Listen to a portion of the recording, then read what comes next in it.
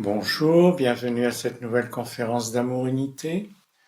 Nous nous posons de nombreuses questions sur l'évolution du monde. L'humanité court-elle à sa perte? Est-ce l'avènement de quelque chose? Mais de quoi? Essayons d'apporter un peu de lumière et de dégager des pistes de réponse. Ce sujet correspond bien au fond de la courbe d'involution-évolution, et particulièrement au signe de la Vierge qui s'associe bien à ce thème. Nous évoluons selon une courbe en U, à plusieurs niveaux. Sur le plan d'une existence, on commence par construire notre corps quand on est bébé, petit enfant, notre plan sensible, notre plan mental. Après, nous construisons notre personnalité et à partir de là, nous pouvons remonter, commencer à nous poser des questions plus profondes, plus spirituelles. Mais il faut dans un premier temps descendre dans la matière, descendre dans le concret pour pouvoir ensuite, à partir de cette construction, remonter vers plus de subtilité. Plus largement, sur le plan de l'évolution de conscience, de même, on commence par se couvrir de voiles de matière physique, émotionnelle et mentale. On commence par construire notre expression dans le monde. À partir de là, on peut se poser des questions, remonter et évoluer vers plus de lumière, vers plus d'amour, vers de nouvelles valeurs. C'est un chemin d'évolution que l'on poursuit et chacun est à une étape ou une autre de cette évolution. Il n'y a pas de jugement de valeur. C'est comme des classes de conscience, comme dans une école, il y a plusieurs classes, et on passe successivement d'une classe à une autre. La conscience dans tout ce chemin est la cause première, la cause réelle, c'est l'évolution de conscience qui amène les circonstances, les événements, les rencontres. La conscience est la cause des événements et aussi le but. C'est le but d'évoluer à travers tout ce chemin que l'on parcourt. Et sur le plan collectif, c'est la même chose. Un pays et globalement l'humanité a aussi son évolution. Elle évolue avec donc des plans différents selon les individus, mais il y a comme un centre de gravité qui parcourt une courbe du même ordre, qui commence par involuer, par construire ses outils d'expression, et après d'évoluer.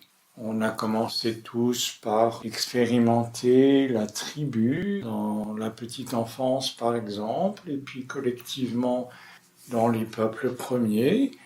On est allé vers une construction d'un pays, d'une nation, maintenant de l'internationalisme. On parcourt tout ce chemin également collectivement. Et l'étape que nous rencontrons aujourd'hui, c'est de passer globalement de la conscience individuelle, que l'on a beaucoup expérimenté jusqu'à maintenant, vers la conscience collective, de commencer collectivement à remonter cette courbe pour aller vers une conscience plus globale, plus subtile, une conscience collective, de devenir plus impersonnel, c'est-à-dire d'être moins centré sur notre moi, notre personnalité. Il ne s'agit pas de devenir apersonnel, de perdre toute personnalité. Elle est utile, elle sert à construire le monde, à le faire évoluer, mais il s'agit qu'elle s'efface un peu, qu'elle s'oublie un peu devant le bien commun, devant cette conscience collective qui nous réunit tous, dans laquelle nous sommes tous solidaires, dans laquelle nous retrouvons chacun notre bien à l'intérieur du bien collectif. Et on expérimente de plus en plus aujourd'hui que la compétition entre les pays contrecarre les mesures contre le réchauffement climatique, les mesures de réduction des gaz à effet de serre.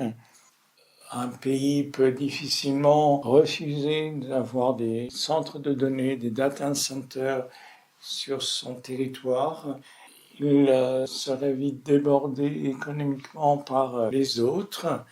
Et on sait pourtant que ce sont des facteurs de pollution intense, de création de chaleur, d'utilisation de quantités d'eau, quantité d'énergie considérables.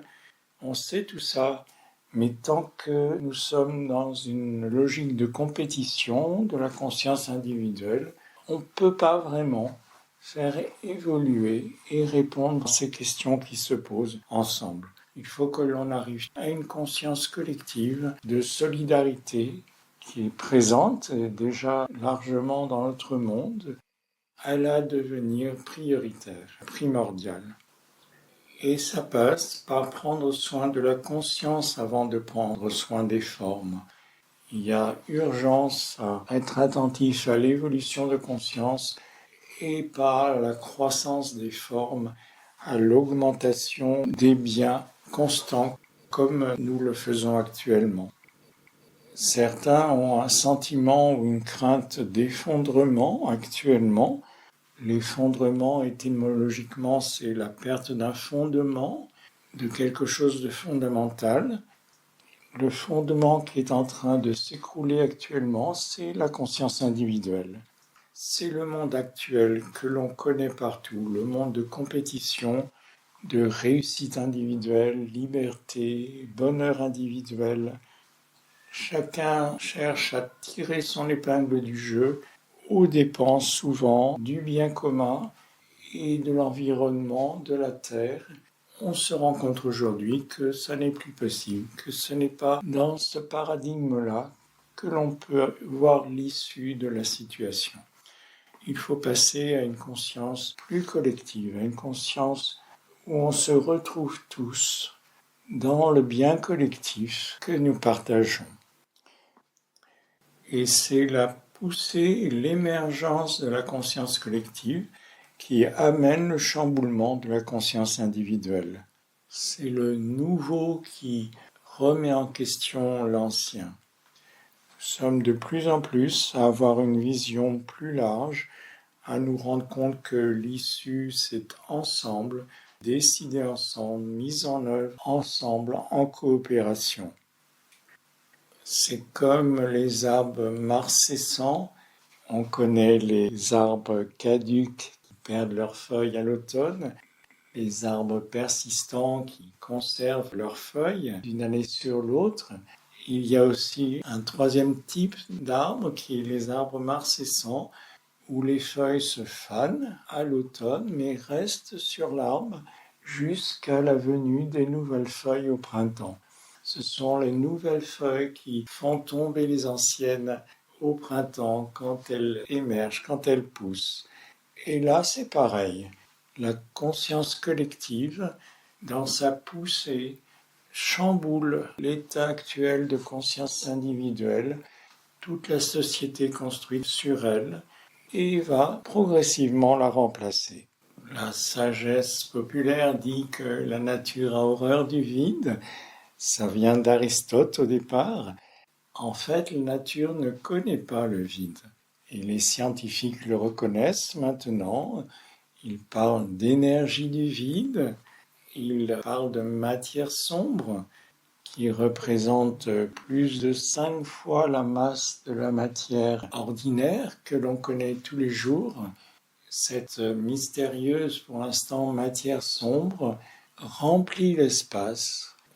C'est le plan énergétique qui, en se condensant, donne la matière dense et qui est une trame de l'univers, qui est la substance constitutive de l'univers.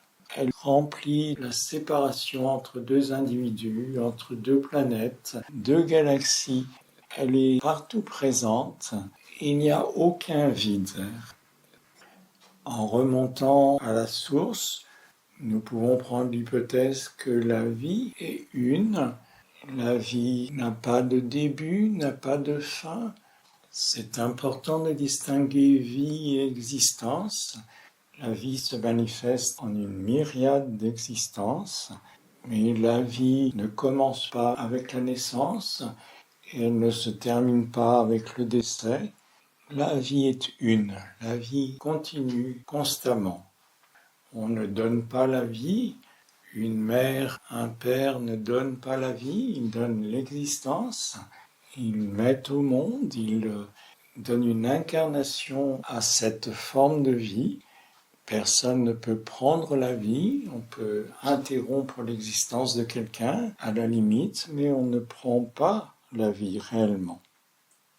Cette vie une est partout présente. Elle est présente sous des formes organiques que l'on connaît et sur plusieurs autres formes, des formes énergétiques par exemple, qui ne vont pas jusqu'à la condensation concrète, qui restent sous forme énergétique. Et il y a continuité de cette vie. Il n'y a pas de début, de fin, il y a continuité. Continuité à travers les étapes d'évolution, par exemple. Dans la courbe d'involution-évolution, il y a une inversion de pente. On descend puis on remonte, mais la vie continue entre les deux. Ce sont des étapes de conscience, un changement fondamental, un changement de conscience important, on va le voir plus en détail. À travers cette inversion de courbe, la vie continue. Il y a continuité de vie également au moment du décès d'un individu. C'est un changement d'étape. Son existence se termine, mais la vie continue. Comme dans le sommeil, on passe d'un état de conscience à un autre. Le voir, l'accepter, demande de se détacher du corps physique, ce qui n'est pas simple. Nous sommes facilement identifiés à notre corps.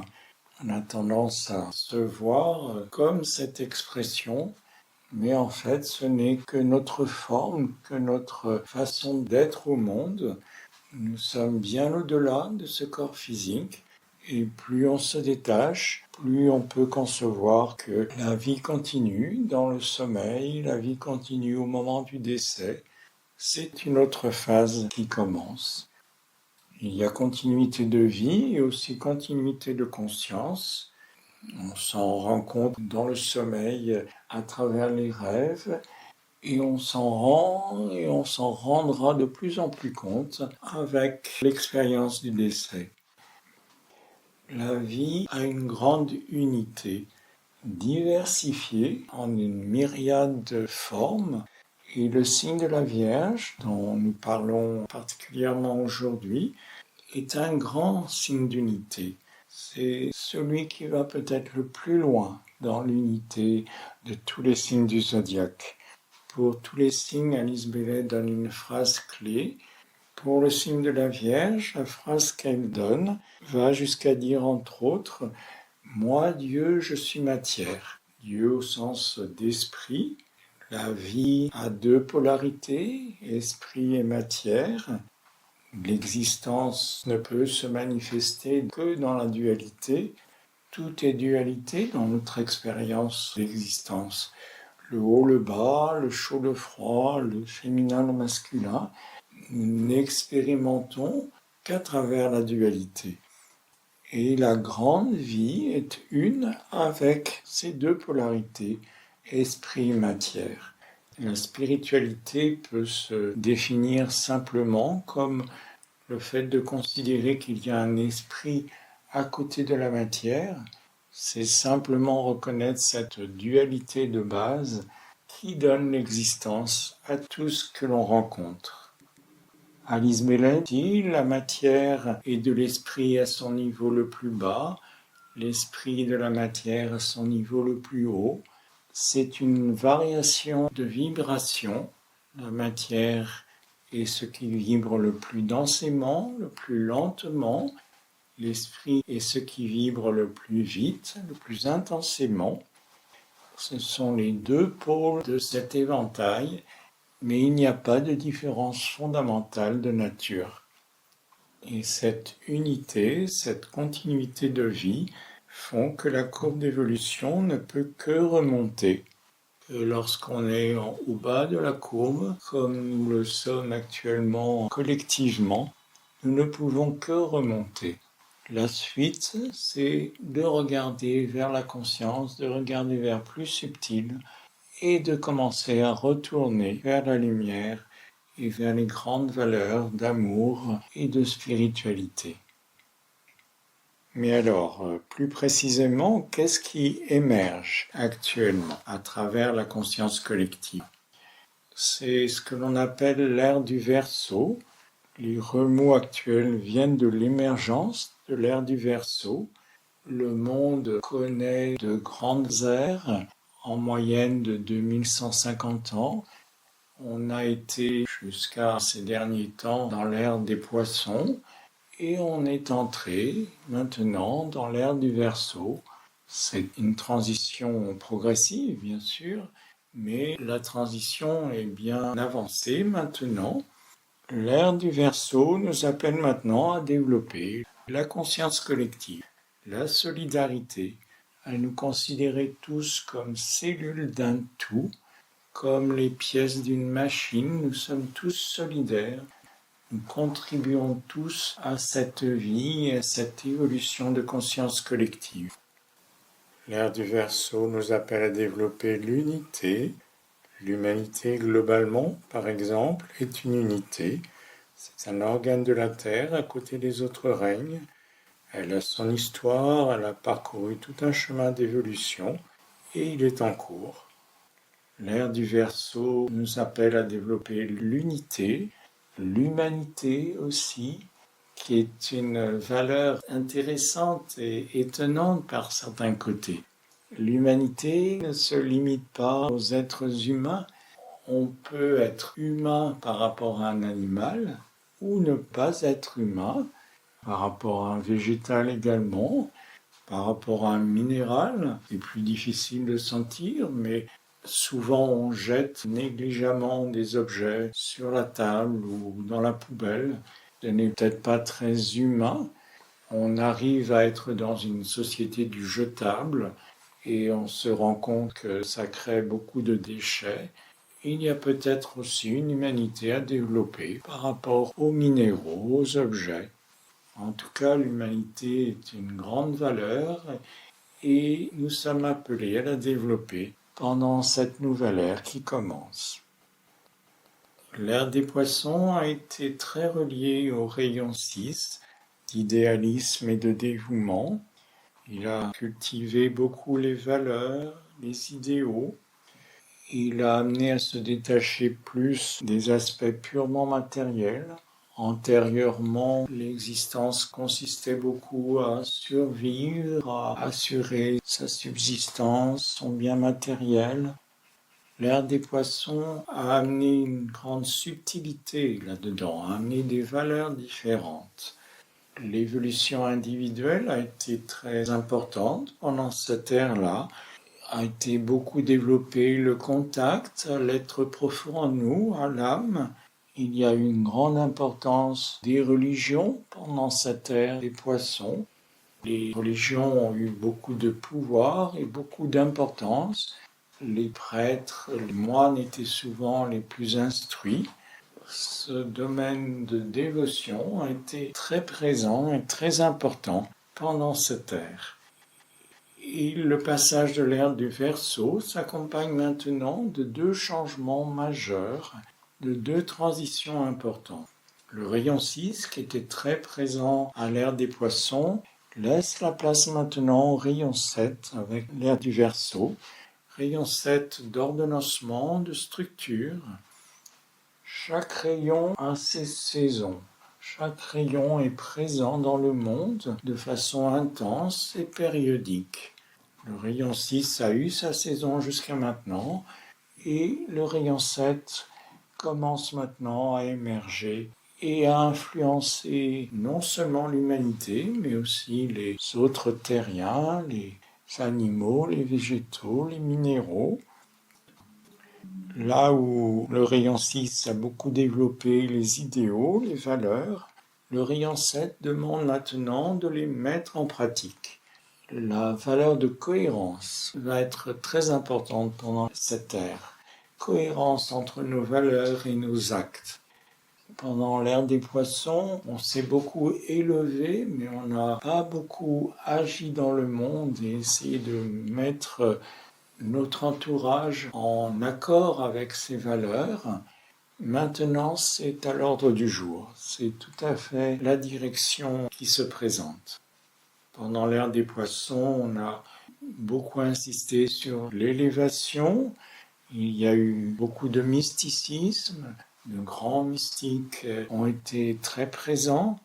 Pendant l'ère du Verseau, maintenant, il s'agit beaucoup plus de servir l'environnement, de servir la Terre, ici dans le concret. Le rayon 6 a amené toute une évolution personnelle. Maintenant, l'évolution de groupe va être beaucoup plus importante. La coopération avec chacun son approche. Il va être important de se regrouper pour mettre en commun ces approches différentes avec chacun ses compétences. La conscience de groupe, la conscience collective est donc très importante, fondamentale. Donc il y a une première transition entre ces deux ères, passage du rayon 6 au rayon 7, et également passage du rayon 5 au rayon 4. Le rayon 5 d'intelligence concrète a été très présent, particulièrement de 1875 à 1995, c'est-à-dire la fin du 19e siècle et quasiment tout le 20e. Et il a amené tout un esprit scientifique, rationnel, toute une recherche d'efficacité. Et il est bon qu'il se retire plus maintenant parce que cette rationalité a tendance à être excessive. Et nous allons plus vers le rayon 4, d'harmonie par le conflit. L'aspect beauté va être beaucoup plus importante. La beauté de l'unité, la beauté par l'unité. Ces dernières décennies, on a cherché à avoir des machines efficaces, bien en accord avec le rayon 5. Maintenant, on va chercher des machines et des techniques qui font moins de bruit, qui polluent moins. On va développer des méthodes tout aussi efficaces, mais en s'orientant et en cherchant plus une harmonie. Ça commence à changer, les voitures électriques sont beaucoup plus silencieuses. C'est un exemple de cette transition en cours. Et dans ce passage, nous avons chacune notre place. Nous avons à participer à cette émergence. Notre rôle est de contribuer à cette étape importante pour l'humanité et pour la Terre. On dit que nul homme, nul être humain est là pour lui-même. Ça se fait nécessairement en groupe. De plus en plus, c'est en se regroupant que ça va pouvoir se mettre en œuvre. Des groupes qui sont éventuellement objectifs, c'est-à-dire des personnes qui se rencontrent vraiment et qui agissent concrètement ensemble, mais ça peut être également des groupes subjectifs en relation par des valeurs communes, par la pensée, de même qu'il y a un grand groupe au niveau de l'humanité des amateurs de football, des milliards de personnes qui assistent à la Coupe du Monde, chacun à sa place, mais tous reliés par cette passion et par cet état d'esprit commun. C'est un exemple de groupe subjectif. Et de plus en plus, les personnes qui souhaitent participer à l'émergence de cette nouvelle société, de ce nouveau monde, forment un groupe qui est appelé le groupe des serviteurs du monde, un grand groupe dans tous les pays qui réunit par la pensée les êtres qui cherchent à faire évoluer le monde. Ce groupe des serviteurs du monde va agir particulièrement à travers 3 directions. D'une part, tourner le regard vers ce qui émerge et non pas ce qui est en train de disparaître. Deuxièmement, cultiver la confiance en la vie, bien sûr. Et troisièmement, l'état d'esprit d'accueil, accueillir ce qui vient. Donc reprenons en détail chacune de ces 3 directions. S'entraîner à tourner le regard vers ce qui émerge, vers le futur en devenir, vers la cause qui amène le changement plutôt que vers les conséquences, vers la conscience qui est la cause du changement, qui est sa source, plutôt que vers les formes. On dit souvent que l'énergie suit la pensée, donc orientons notre pensée vers ce qui est en train d'advenir, d'arriver. Évitons de focaliser sur ce qui disparaît et ce qui n'a plus lieu d'être. Regardons derrière les apparences. Regardons les énergies qui se manifestent. C'est ce que nous faisons actuellement dans cette conférence. Deuxième direction du groupe des serviteurs du monde, cultiver la confiance en la vie. C'est un état d'esprit qui est développé par la méditation, par exemple, ce que nous allons avoir l'occasion de pratiquer dans quelques instants. La méditation est le grand outil pour développer la confiance dans ce qui se présente et aussi la joie de parcourir ce chemin ensemble. La joie naît du contact avec notre être profond, notre âme. C'est également beaucoup par la méditation que l'on peut développer cette valeur importante. Et troisième direction, développée par le groupe des serviteurs du monde, l'accueil, accueillir ce qui est et ce qui vient. Par rapport aux événements dérangeants, il y a trois attitudes possibles dans l'humanité. L'attitude commune qui est de supporter ce qui arrive avec un certain fatalisme. C'est souvent accompagné de plaintes. On va regretter ce qui arrive et on va facilement se plaindre. Ça correspond à la première partie de la courbe d'involution-évolution, la conscience de dépendance. Après, il y a une deuxième attitude par rapport aux événements dérangeants, l'attitude de révolte. On cherche à tirer son épingle du jeu, on cherche à se débrouiller, on n'accepte pas la situation. C'est chacun pour soi, soit c'est tout proche, sa famille, les gens auxquels on donne beaucoup d'importance. La solidarité ne va pas beaucoup plus loin. On cherche facilement des responsables à l'extérieur, les parents ou les chefs par exemple. Le gouvernement est souvent l'objet de critiques comme cela. C'est l'étape de conscience individuelle. C'est le bas de la courbe d'involution-évolution. Et puis il y a une troisième façon d'aborder les événements dérangeants. C'est l'accueil, c'est l'acceptation. Même si on ne comprend pas, on peut être dans une attitude d'acceptation et d'accueil. S'ouvrir à une vision plus large, globale, qui englobe cette situation, avec confiance, avec un contentement. On peut voir, ou en tout cas accepter, un sens, une logique, un bien fondé à cette situation. Cette attitude d'accueil donne la capacité d'agir positivement. On n'est pas en révolte, en réaction, comme dans la conscience individuelle. On n'est pas passif, en train de subir, comme dans la conscience de dépendance. On peut agir librement et positivement à partir de l'acceptation. Il faut commencer par accepter pour pouvoir librement transformer la situation. Et là, on se rend compte que ça se passe beaucoup ensemble avec les autres, en coopération, et non pas seul. C'est l'étape de conscience collective, la troisième étape de la courbe d'involution-évolution. Eh bien, nous pouvons cultiver tout cela par une méditation guidée. Nous pouvons nous entraîner à développer ces valeurs, à percevoir plus l'émergence dans le monde actuellement, cette transition en cours, et accueillir beaucoup plus ce qui est, ce qui vient. Nous pouvons collaborer pour amener cette évolution dans le monde. Donc je vous propose un temps de méditation guidée maintenant.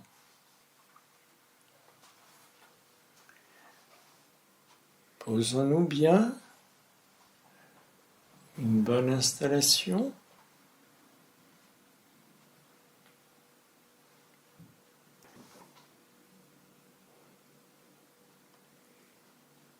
Fermons les yeux pour limiter les sensations extérieures.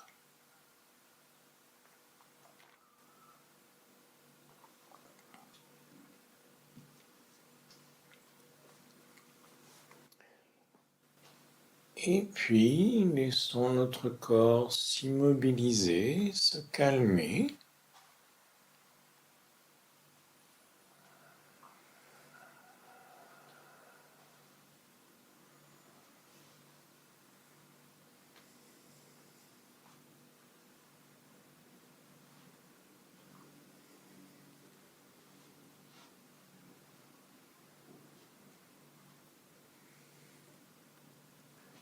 Nous pouvons placer notre conscience au niveau du front, entre les sourcils, pour nous concentrer, pour nous rendre disponibles dans cette méditation, nous offrir ce temps de méditation.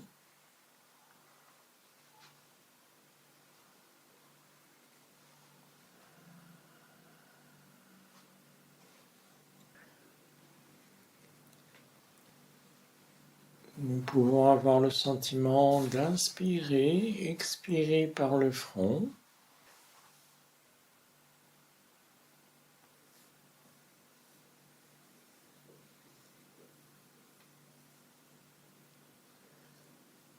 Cela stimule ce centre d'énergie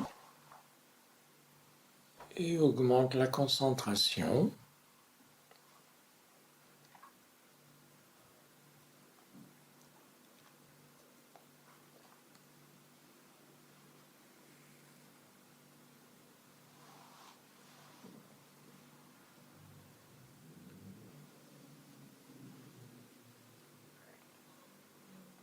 Et puis, nous allons remonter notre conscience à travers la tête, au-dessus d'elle, au niveau du centre coronal, siège de notre être profond, de notre âme.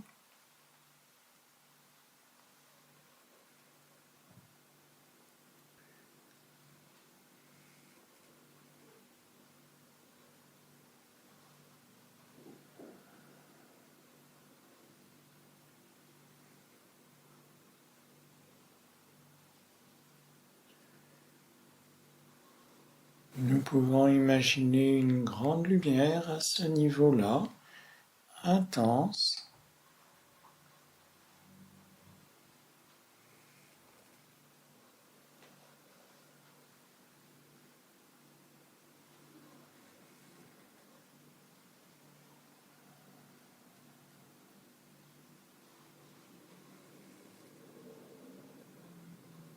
Elle rayonne jusqu'aux autres et ont la même lumière au sommet d'eux-mêmes.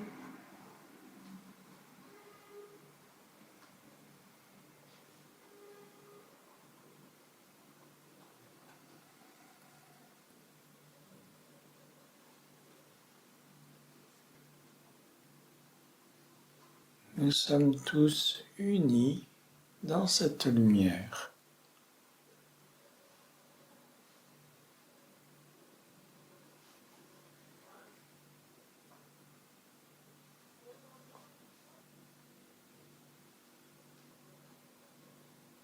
Nous sommes unis entre autres aux autres méditants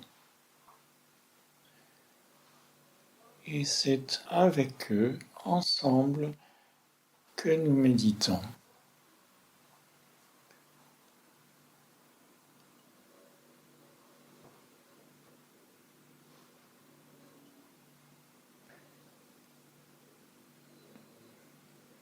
En nous reliant par la pensée.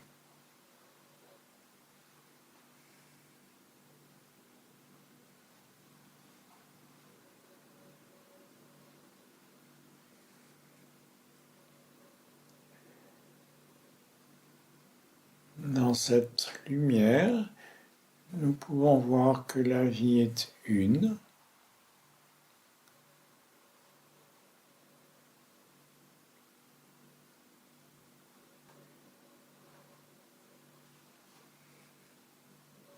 n'a pas de début, de fin.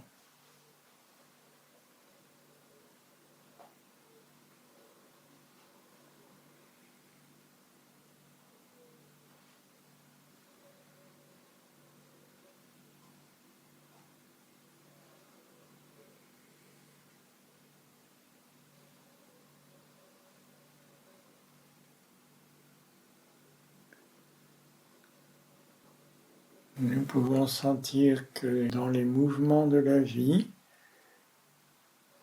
c'est une nouvelle conscience qui amène le départ de l'ancienne.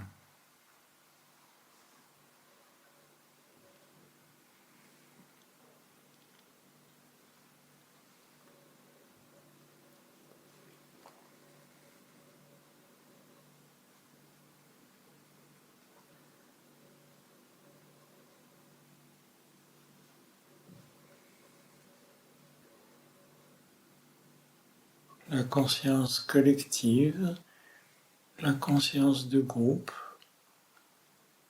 est en train de remplacer la conscience individuelle.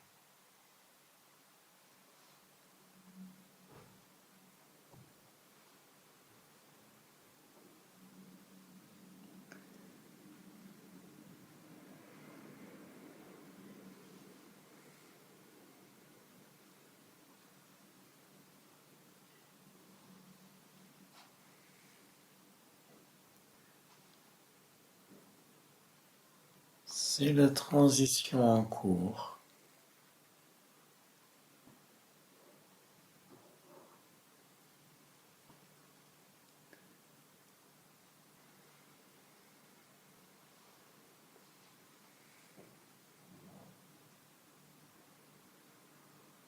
Et nous pouvons y participer. Nous pouvons y collaborer.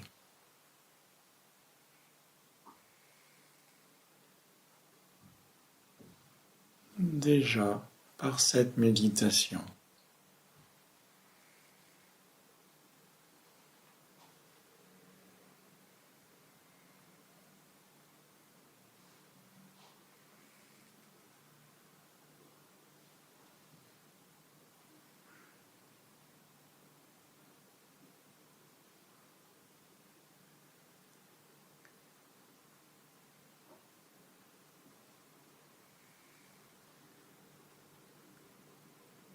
Déjà, nous pouvons laisser diffuser ce qui a été contacté dans cette méditation, dans la conférence avant, à travers nous, autour de nous. Nous pouvons le partager, le laisser rayonner dans le champ énergétique qui nous entoure et qui nous unit.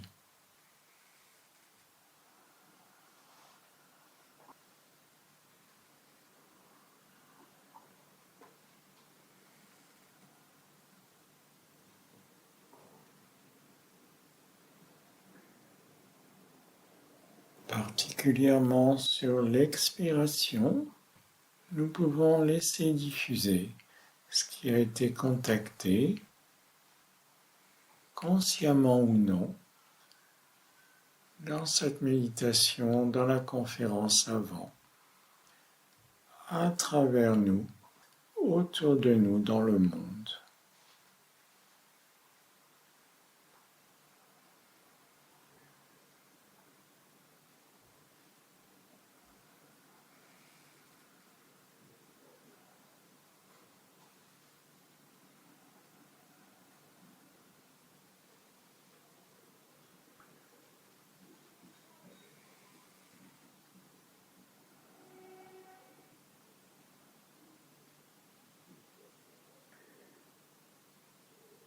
Prenons un moment maintenant pour intégrer ce que nous avons trouvé dans cette méditation, dans la conférence. Qu'est-ce que nous marquons? Qu'est-ce que nous retenons particulièrement pour que cela ne se disperse pas?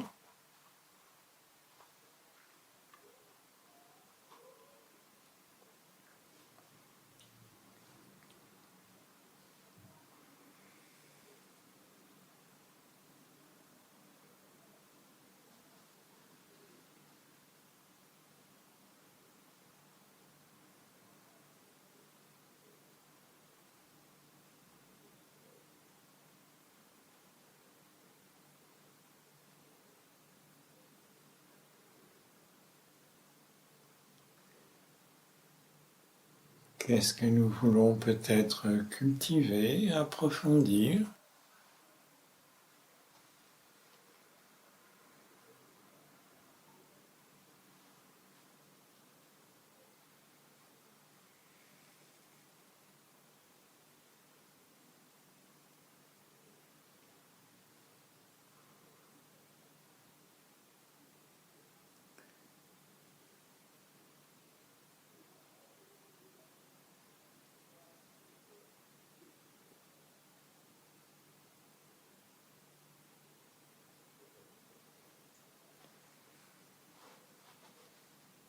Et puis, nous reviendrons au niveau du front.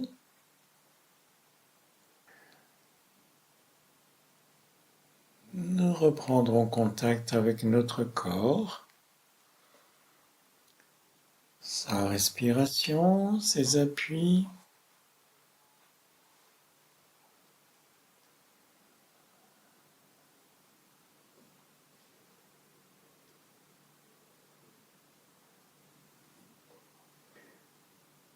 Et quand nous serons prêts, prêtes, nous pourrons ouvrir les yeux.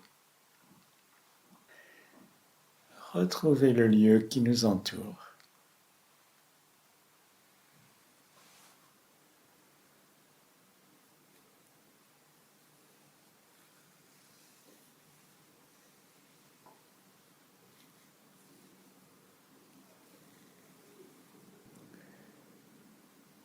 Voilà une pratique de méditation pour sentir plus cette vie qui traverse les événements, l'émergence en cours. Cette méditation n'est pas forcément très simple. Il peut être utile de la répéter. C'est en pratiquant plusieurs fois, en renouvelant, que l'on ressent de plus en plus, que l'énergie peut de plus en plus nous traverser. J'espère que ça s'est bien passé. Je vous remercie de votre écoute. À une autre fois. Au revoir.